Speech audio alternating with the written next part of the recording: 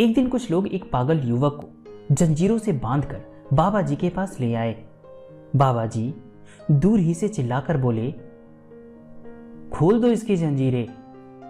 पर लोगों ने कहा, महाराज यह आदमी वैसे ही हो जाता है, मारपीट करता है।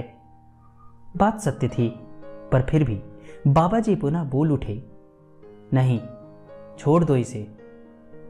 और जब जंजीरें खोल दी गई तो बाबा जी ने उस पागल से कहा, पेड़ पर चढ़ो। वह पेड़ पर चढ़ गया। अब उतर आओ। वह उतर गया। ऐसा उससे बाबा जी महाराज ने कई बार करवा दिया तो अंत में वह पागल स्वयं बोल उठा, पेड़ पर चढ़ने उतरने से क्या होगा? बाबा जी ने तब कहा, ले जाओ इसे, अब यह ठीक हो गया है। प्रसंगवश इसी तरह की एक घटना अकबरपुर ग्राम की भी है, जहां चौपाल में बैठे बैठे बाबा जी ने जान लिया कि फिरोजाबाद का एक मुसलमान डॉक्टर बाबा जी महाराज की अलौकिक शक्ति की कथाएं सुनकर अपने अर्धविकसित मस्तिष्क वाले एक गूंगे लड़के को लेकर महाराज जी को खोजते खोजते वहीं को आ रहा है, बड़ी आशाएं लेकर। उपचार हेतु अकबरपुर वालों से अपने को छिपाए हुए बाबा जी ने तुरंत ही अपने एक विश्वसनीय आदमी को भेजकर उस डॉक्टर से मार्ग में ही कहलवा भेजा कि जा, तेरा लड़का ठीक हो जाएगा। और वह लड़का इतने में ही समय के साथ ठीक हो गया। नीम करौरी मंदिर में महाराज जी के दरबार में दर्शनार्थियों की भीड़ तो लगी ही रहती थी। उनमें एक दारोगा भी आते थे। अपनी घोड़ी पर चढ़े। घोड़ी बड़ी ही बिगड़ैल थी तथा अन्य किसी सवार को उछालकर गिरा देती थी। दारोगा के मन में विचार आया कि अगर बाबा जी भी इस पर बैठे तो घोड़ी उन्हें भी गिरा देगी। मन के भाव को छिपाए उसने बाबा जी से घोड़ी के बारे में यह शिकायत कर दी, परंतु अंतर्यामी से दारोगा के मन की बात कैसे छुपी रहती। सो एक दिन जब दारोगा जी घोड़ी की जीन लगाम खोल उसे पास के पेड़ से बांधकर आए तो बाबा जी फुर्ती से उठकर घोड़ी के पास पहुंच गए और उसे खोलकर उसकी नंगी पीठ पर सवार हो गए। घोड़ी बेतहासा दौड़ पड़ी और उछल उछल कर बाबा जी महाराज को गिराने की चेष्टा करने लगी। गांव वालों के कथनानुसार घोड़ी बड़ी देर तक उछलती कूदती रही, पर महाराज जी कभी उसकी पीठ पर तो कभी गर्दन पर तो कभी उसकी पेट से चिपके उसे लगातार दौड़ाते ही रहे, जब तक कि वह बुरी तरह हाँफ ना गई और मुंह से फेन के साथ खून न आने लगा। दारोगा के साथ सभी इस विस्मयकारी लीला को देखते रह गए।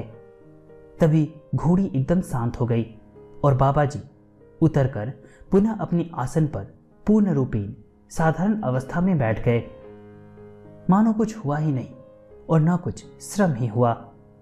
दारोगा जी उलाहना देने लगे कि आपने मेरी घोड़ी बेकार कर दी। तब बाबा जी ने केवल इतना भर कहा, तूने क्यों सोचा था कि घोड़ी मुझे गिरा देगी? सुनकर दारोगा जी चुप हो गए।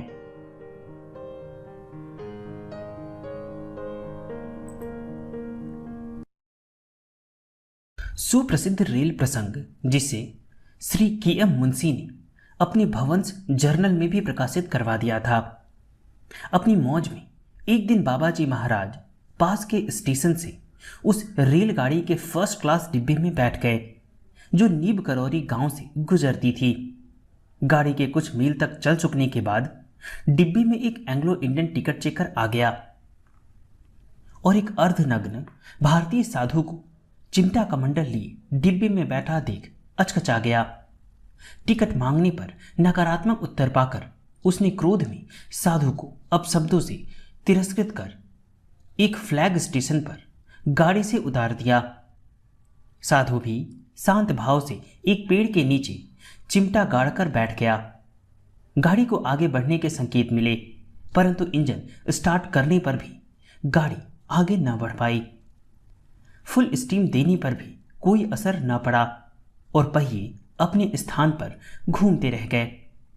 इंजन की मशीनरी की चेकिंग हुई, सभी कुछ सही था। तब यूरोपियन गार्ड बेचैन होकर ड्राइवर के पास आया कि क्या बात है। ड्राइवर किसी खराबी को न बता सका। बहुत प्रयास करने पर भी गाड़ी टस से मस न हुई। उधर पटरी पर अन्य गाड़ी के पास होने का समय हो चुका था। तब कुछ भारतीय यात्रियों ने राय दी कि साधु महाराज को गाड़ी में चढ़ा लो, तभी गाड़ी चलेगी। इस पर वे विदेशी अधिकारी पहले तो झल्लाए, पर अंत में हताश होकर उन्होंने राय की कि चलो यह भी करके देख लिया जाए। बाबा जी के पास आकर क्षमा मांगी और उनसे गाड़ी में सवार होने की प्रार्थना की। परम कौतुकी बाबा जी महाराज ने कहा कि तुम कहते हो तो चलो, बैठ जाते हैं। और तब बाबा जी के गाड़ी में बैठते ही गाड़ी चल दी।